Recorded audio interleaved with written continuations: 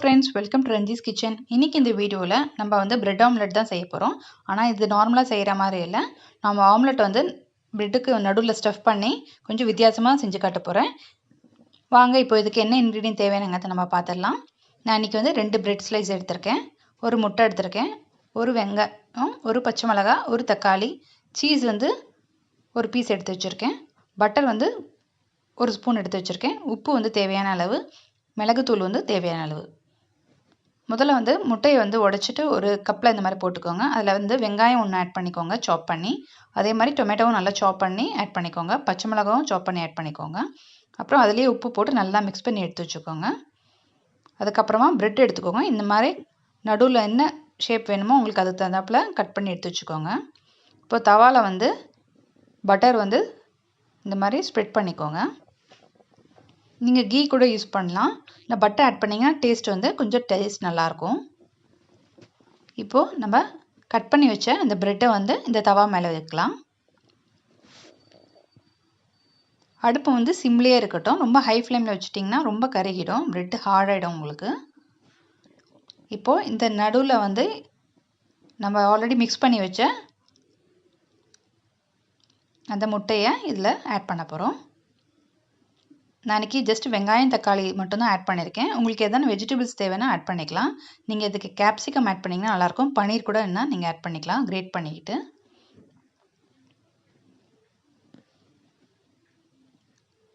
இப்போ இதுக்கு மேலே வந்து நம்ம சீஸ் வந்து கிரேட் பண்ணி இது மாதிரி ஆட் பண்ணிக்கோங்க. நீங்கள் இதுக்கு வந்து மொசரல்லா சீஸ் கூட நீங்கள் ஆட் பண்ணிக்கலாம். நான் இன்றைக்கி ஆர்டினரி சீஸ் தான் போட்டிருக்கேன் இதுக்கு.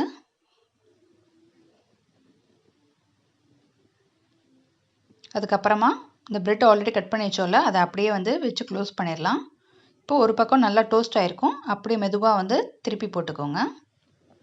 இப்போ பார்த்தீங்கன்னா முட்டை வந்து வெளியில் வந்திருக்காது. இப்போ நார்மலாக பார்த்தீங்கன்னா பிரெட் ஆம்லெட் சாப்பிடும்போது நம்ம வந்து பிரெட் ரெண்டுத்தையும் தனியாக டோஸ்ட் பண்ணிவிட்டு நடுவில் ஆம்லெட் வச்சு சாப்பிடுவோம். இது கொஞ்சம் வித்தியாசமாக இருக்கும், இந்த மாதிரி ட்ரை பண்ணி பாருங்கள். இது வந்து ஸ்டஃபிங் இருக்க மாதிரியே தெரியாது உங்களுக்கு பிரெட்டுக்கு நடுவில். இப்போ நம்ம இதுக்கு நடுவில் சீஸ் வச்சுக்கிறதுனால கொஞ்சம் டைம் கூட எடுத்து நம்ம டோஸ்ட் பண்ணலாம், ஏன்னா அப்போ தான் சீஸ் நல்லா மெல்ட் ஆகும் உங்களுக்கு.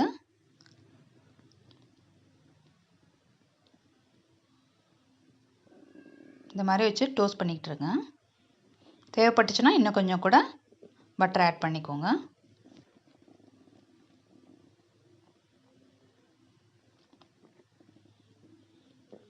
இப்போது நல்லா டோஸ்ட் ஆகிடுச்சு, பார்த்தீங்கனாலே தெரியும்.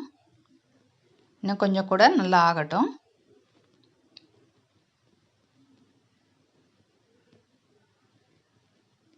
பார்த்திங்கன்னா 2 பக்கம் நல்லா டோஸ்ட் ஆகிடுச்சு, நல்லா கோல்டன் ப்ரௌன் ஆகிருக்கு.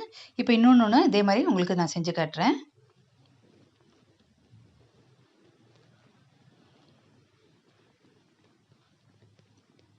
இப்போ மறுபடியும் பட்டர் ஆட் பண்ணியிருக்கேன். உங்களுக்கு என்ன ஷேப்ஸ் தேவையோ அதுக்கு தகுந்தாப்பில் நீங்கள் கட் பண்ணிக்கலாம். ரவுண்ட் ஷேப் வேணுன்னா கூட நீங்கள் ரவுண்டாக கட் பண்ணிக்கோங்க. இப்போது அகைன் வந்து அந்த ஃபில்லிங் இதை ஆட் பண்ணுறேன் நடுவில்.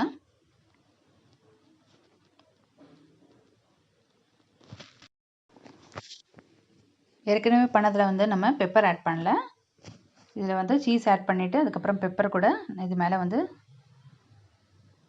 ஸ்ப்ரெட் பண்ணிடலாம். பசங்களுக்கு கொடுக்குற மாதிரி இருந்தால் கொஞ்சம் அதிகமாக சீஸ் ஆட் பண்ணிக்கோங்க, ஏன்னா நீங்கள் சீஸ் அதிகமாக ஆட் பண்ணிங்கன்னா தான் உங்களுக்கு கட் பண்ணும்போது உங்களுக்கு அந்த இது லேயர்ஸ் அழகாக தெரியும், உங்களுக்கு மெல்ட் ஆகி வரும்போது. இப்போ பெப்பர் ஆட் பண்ணுறேன். நீங்கள் உங்களுக்கு டேஸ்ட் வேணும்னா கொஞ்சம் சாட் மசாலா போட்டிங்கன்னா கூட நல்லாயிருக்கும் இதுக்கு நடுவில். இப்போது இந்த ப்ரெட்டை வந்து அப்படியே வச்சு க்ளோஸ் பண்ணிவிடுங்க.